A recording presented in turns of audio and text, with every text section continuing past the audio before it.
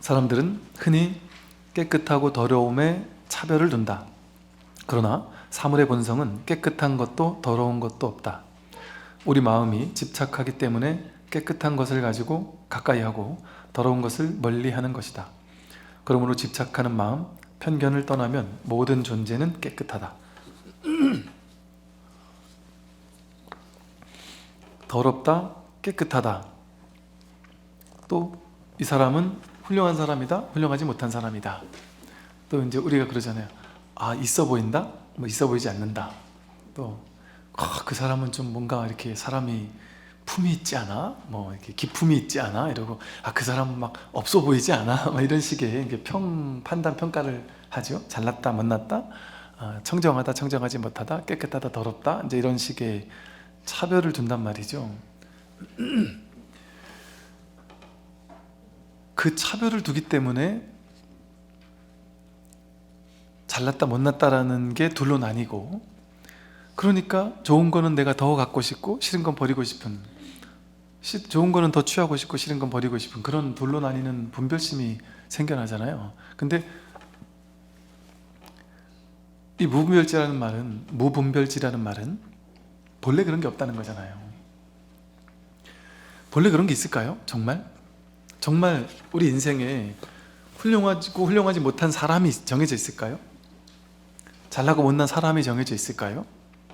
우리는 이제 학교 다닐 때 배우기를 어릴 적 학습 과정에서 애초에 분별을 가지고 등수를 나누는 것이 이렇게 체화되어 있어요.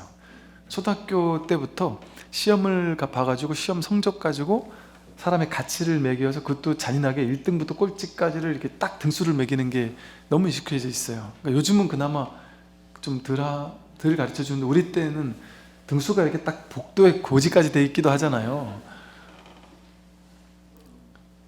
그러니까 그걸 보고서는 나도 모르게 가치관이 형성되지 않은 어린 나이에 그걸 보고는 나는 몇 등이구나, 난 우리 반에서 나의 가치는 몇 등이구나, 이걸 믿으며 살았단 말이에요. 우리는 이게 여기 아주 그냥 확인이 배겨 있어요. 그렇게 등수 나누는 거. 근데 그건 어떤 기준이었나요? 성적 기준이잖아요. 그냥 그 성적, 머리 쓰는 그 기준이잖아요. 제가 어떤 친구가 학교 다닐 때 죽도록 노력은 하는데 성적은 잘 안, 노력하는 거에 비해서 성적이 너무 안 올라서 그 똑똑한 친구였는데, 그런데 그 친구의 노력에 비해서는 너무 성적이 안 나와서 되게 막 너무 힘들어하는 친구가 있었거든요. 그리고 또 다른 친구는, 이 친구는 맨날 노는 것 같은데 얘는 매일 죽도록 공부하는데도 안 되고, 같이 붙어 다니는 친구들 중에 얘는 같이 붙어 다니는데 얘는 맨날 놀고 별 관심도 없는데 머리가 너무 똑똑해서 좀만 공부해도 성적이 너무 좋고, 그러니까 이 친구는 죽도록 공부하는데도 얘 반도 못 따라가니까 막 스트레스 받고, 그래서 자괴감에 빠져 있고 이랬었단 말이죠.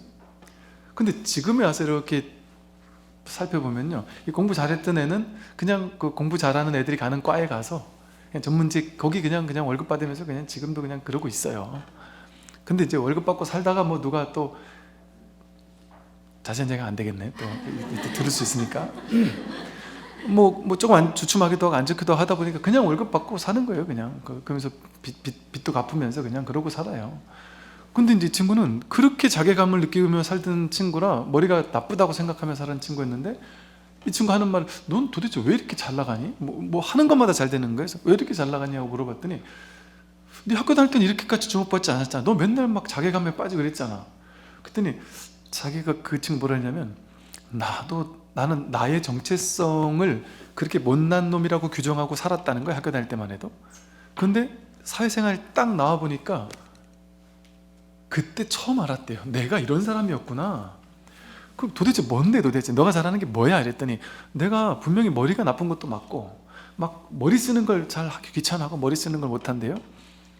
그런데 자신은 보니까, 그래서 자신은 감이 좋고, 뭔가 이렇게 요즘 말로 하면 이렇게 뭐 기획력 같은 게 좋고, 뭐 아이디어가 좋고, 희한하게 이런 면에서 되게 탁월하다는 걸 자기가 알았다는 거예요. 남들은 생각지 못한 걸 자기는 탁 생각해내고 그걸 추진하고, 그 감이 너무나도 놀랍게 들어맞아서 한다는 거예요. 근데 그러고 나니까 자기 그렇게 해서 돈을 많이 버니까 귀찮게 머리 쓰는 거는 그냥 사람 사서 쓰면 된다는 거예요. 머리 쓰는 일은. 그러니까 뭐 여기 맡기고 저기 맡기고 뭐 이렇게 머리 쓰는 일은 그 맡기고 자기는 그런 일을 하니까 내가 잘한 일을 하니까 그냥 막 승승장구를 하는 거죠. 그 말 듣고 제가 좀 놀랐던 점이 뭐였냐면, 야, 그 기준이 틀렸던 거구나. 학교 다닐 때는 이해력과 암기력, 주로 그거잖아요. 이해력과 암기력, 그거 가지고만 하잖아요. 근데 사회 나와보니까 이해력과 암기력은 뭐 해야 되냐면, 이런 사람들, 이렇게 아이디어 독특하고 추진력 이런 사람들이 막 해놓고 나면 이제 뒤티적거리 하면서 머리 쓰면서 뒤티적거리 하는 일을 똑똑한 사람들이 해야 되듯, 아유, 다 그렇진 않고요. 똑똑한 분들을 좀 무시하는 건 아니고, 이런 일을 할 수도 있잖아요. 아, 이해력과 암기력이라든가 뭐 그런 것만이 전부가 아니구나. 아, 이런 면에 특출났던 걸 왜 우리 학교 다닐 때 전혀 몰랐지? 전혀 몰랐어요. 그걸 측정하는 게 없으니까 학교에는. 그런 기준이 잘 없잖아요. 그러니까 요즘에 그걸 보고는 기업에서 이제는 성적 가지고 안 뽑죠. 오히려 창의력 면접, 뭐 2박 3일, 3박 4일 면접 보면서 독특하고 뭔가 이렇게 자기다운 어떤 게 있고 자기 색깔이 있고 뭔가 이런 거를 뽑거든요. 그런 사람 뽑거든요. 이제는 그런 것이 중요하다는 걸 아는 거죠. 그러니까 아, 사람을 뽑는 데는 다양한 기준들이 있을 수 있구나라는 걸 아는 거죠. 그래서 지금은 그 기업에서도요, MBTI라든지 애니어그램 이런 거 쓰거든요. 제가 제 육사 있을 때도 육사 생도들한테 애니어그램을 활용을 했었어요. 제가 애니어그램을 공부하면서 놀랐던 점이 사람의 성격적 유형이 있다는 거예요. 자기가 완전히 매진하는 어떤 경향성이 있는데 그걸 이렇게 이 사람은 어디에 특화됐다는 걸 이렇게 보여줘요, 쉽게 말하면. 그런데 그걸 보니까 1번부터 9번까지의 성격 유형이 굵직하게 있는데 회사 내가 사장이면 1번부터 9번까지가 다 필요한 거예요. 제가 지금 많이 까먹었는데 예를 들면 뭐 1번인가? 1번은 원리 원칙주의자예요. 무조건 자기 인생에 제일 중요한 건 원리 원칙이에요. 그럼 그런 사람은 회사에 인사팀장이라든지 뭐 진급 선발위원장이라든지 뭐 공정성을 기하는데 딱 넣어놓으면 되잖아요. 왜 1번 같은 경우는요, 친소관계 전혀 흔들리잖아요. 나한테 잘하고 못하고 상관없어요. 무조건 법대로. 이런 사람이 있는 거예요. 이런 사람이. 2번 같은 경우는 그런 거 아무것도 필요 없고 그냥 어떤 사람이면 무조건 퍼주는 거 좋아하고 남들한테 돕는 거 좋아하고. 그러니까 우리 아상, 에고 있잖아요. 자기 불교에서 말하는 아상, 에고가 어떻게 펼쳐지는지를, 이 사람에게 어떤 아상이 있느냐를 보여주는 9가지거든요. 1번은 나를 세상에 드러내고 싶어 하잖아요. 나란 아상을 세상에 드러내고 싶어서 인정받고 싶어 하는데 1번은 원리 원칙을 잘 지키는 걸 통해서 와, 저 사람은 법 없이도 살 사람이야, 이런 말을 너무 좋아해서 그 말이 자기를 규정하는 정체성이라고 믿고 사는 사람인 거예요. 그게 자기 정체성인 거예요. 2번은 나는 베푸는 사람인 거예요. 그래서 2번 사람들은 딴 말을 해주면 좋아하는 게 아니라 너는 어쩜 이렇게 착하니, 어쩜 이렇게 이타적이니, 이런 말을 들으면 간도 쓸게도 다 빼주는 사람. 그러니까 2번들이 연애를 하면 10일, 50일, 100일 막 다 챙겨주면서 막 갖다 막 선물해주고 막 완전 헌신적으로 막 베푸는 거죠. 근데 이것도 한두 번 베풀어야지, 계속 베푸니까 이제 베품을 받는 사람 입장에서는 늘 베푸니까 그냥 고맙단 말도 안 하고 그냥 지나가는 거죠, 나중에는. 그러면은 이게 이제 그 사람 입장에서는 공짜로 베푸는 게 아닌 거예요. 2번은 나는 베푼다라는 아상이 있잖아요. 그러니까 베푸니까 넌 훌륭해라는 걸 어필을 받는 걸로 충족이 돼야 되는데, 이 사람이 늘 받으니까 그냥 더 이상 칭찬을 안 하잖아요. 그럼 이게 쌓이는 거예요. 하나하나 쌓였다가 한 1년, 2년 쌓이다가 갑자기 폭발을 해가지고 우리 헤어져. 이렇게 되는 유형인 거죠. 그러면 상대방 입장에서 이해가 안 가는 거죠. 도대체 왜 저러지?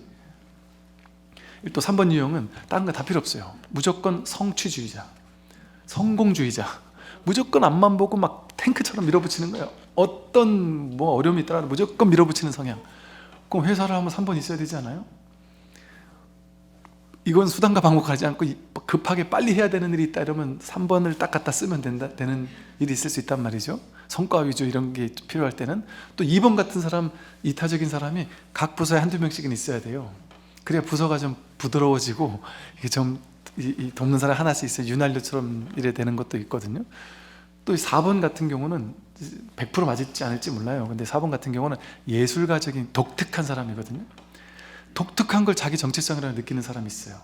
예술가, 뭐 미적 이런 사람들은 남들과 똑같은 걸 되게 경멸해요. 그래서 뭐를 해도 독특하게, 스타일도 독특하고 자기만의 특별한 개성을 가지고 그걸 자기 정체성으로 느낀단 말이에요. 그러니까 그런 사람은 특출난 아이디어, 뭔가 뭐 이게 뭐 개성 있는 아이디어라든가 뭐 이런 것들을 잘 내는 거예요. 자기 개성이 강하고 어떤 아이디어가 좋은 사람들, 이런 사람들이 이제 뭐 디자인 뭐 이런 쪽에서는 그런 사람이 또 필요하겠죠. 5번 같은 경우는 두루두루 아는 거는 관심 없어요. 하나를 깊이 파는 거, 학자 같은 스타일. 나는 안다가 자기 정체성이에요. 4번은 나는 독특하다인데 5번은 나는 안다. 많이 한 가지 깊이 알고 싶어 하는 거예요. 그냥 깊이 아는 걸 통해서. 그러니까 그런 사람은 교수나 연구원 같은 거 시키면 그거 뭐 깊이 파는 거, 두루두루 대인관계 관심 없어요. 그냥 혼자 앉아놓고 그냥 연구만 시키면 너무 잘하는 거예요. 그리고 이야, 너 대단하다 해놓으면 막 죽도록 연구한단 말이죠.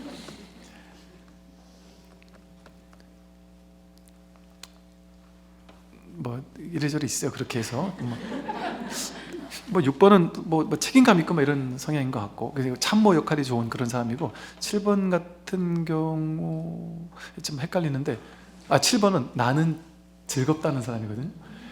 7번은요 즐거운 게 최우선이에요. 인생에서 너무 유쾌하고 막 즐겁고 재밌는, 뭐 재밌는 거 없나 하고 두루두루 재밌다 하면 이거저거 조금씩 다 관심이 있고, 제가 우리 군에서 데리고 있던 군종병 친구가 7번이었거든요. 이 친구는 휴가를 아무 때나 안 가요. 휴가가 반드시 대형 뭐 무슨 그 뭐 축제라든지 뭐 콘서트라든지 뭐 밤새 가면서 하는 콘서트가 있대요. 뭐 술 먹으면서 하는 이런 게 있대요. 그런 거 있을 때만 휴가를 가고, 이 친구를 전역하고 나서 1년 뒤에 만났는데 못 찾았다니까요. 너무 독특하게 하고 나 특이하고 막 지가 하고 싶은 거 다 하고 그러고 사나. 엄청 즐거운, 우리 군법사 스님들 한 140, 50명 되는 사람들 중에 7번 유형이 몇 분 계시거든요. 우리 150명을, 여러분 저 이제 강사들이 제일 깊이 하는 이 강연장이 어디냐면 공무원들 모아놓은 곳. 이게 너무 딱딱해가지고 웃질 않는데요. 너무 긴장된데 그 앞에서는 말이 안 나온다는 거예요. 그 다음에 성직자 거룩하게 그냥 이러고 있다는 거예요. 네가 뭔 얘기 하나 보자 하고. 그러니 우리 군법사 스님들 150명이 있으면 군인 공무원이면서 성직자잖아요. 강사들이 곤욕을 치르는 거예요. 와서 이거 뭐 우리가 어지간해서는 웃질 않나 보죠. 그런데 그 7번 유형의 스님이 몇 분 계셨는데, 장례 분위기, 우리 뭐 수련회 같은 거 하는데 조금 분위기를 풀어줘야 될 때가 있다. 그런데 그럴 때는 그 7번 중에 한 분을 딱 집어서 앞에가 마이크를 들게 시키면 순식간에 그 150명이 압도적으로 계속해서 웃기 시작해요. 신기하게 사람들 그렇게 막 그냥 막 폭소를 하게 만들고, 제가 전에 그랬잖아요. 논사훈련소 한번 가보고 5,000명 장병들이 이분 한마디 한마디에 열광을 하면서 막 이게 법당인지 콘서트장인지 모르겠어서 너무 재미난 거예요. 그분은 약간 외설적인 농담을 해도 이게 막 미쳐버리는 거예요. 정말 광란의 도가니가. 그래서 이게 클럽 같은 느낌이라는 거예요. 그래서 그때 저 위키백과인가 이런 곳에 논산 나이트인가 논산 클럽인가 뭐 이런 게 등재가 됐다는 거예요. 이분 때문에 이름이. 거기 절에 가면 이게 절이 아니다. 그 정도로 대단한 분이 계셨단 말이에요. 제가 거기 법회 한번 참석하고 충격을 받아가지고, 와, 이렇게 하면 장병들이 얼마나 신이 나서 불교를 공부할 수 있을까. 야, 정말 이래야 되는데 하는 느낌이 들었다니까요. 그래가지고 그거 몇 개 받아 적어가지고 우리 절에 와서 외설적인 농담했다가 분위기가 얼마나 싸하고, 그 교수님 미쳤나 하는 표정으로 다들. 그때 야, 나는 그냥 송충이 솔잎을 먹고 살아야지, 큰일 나겠구나 하는 생각을 했었다는 얘기를 몇 번 했었어요. 그러니까 그렇게 7번은 그냥 즐거운 게 좋은, 좀 아주 즐거운 유형인 거예요. 또 8번 같으면 나는 강하다 하는 사람이에요. 무조건 강해야 되는 거예요. 그래가지고 밑에 이제 약간 어깨처럼 이렇게 밑에 끌고 다니는 거 좋아하고, 내 밑에 나를 따르라 해가지고 밑에 사람들 막 따라오는 거 좋아하고, 뭔가 마음에 안 들고 이러면 막 그냥 갖다가 밀어붙이고, 심지어 우리 이런 얘기 하면 되려나 모르겠네. 스님 중에 지휘관한테 계급이 한참 낮은데 스님이지만 지휘관한테 뭐라 하면 안 되잖아요.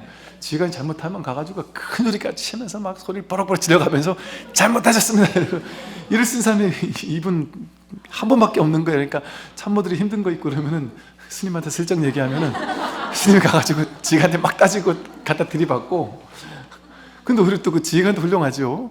그렇게 들이받는데 이게 스님이 그러니까 그냥 막 알겠습니다 받아들여주고 그들이 받아주고, 이렇게 참 뭔가 이런 모습들이 참 이렇게 그런 콜라보가 보기 좋은 또 이런 게 있더라고요.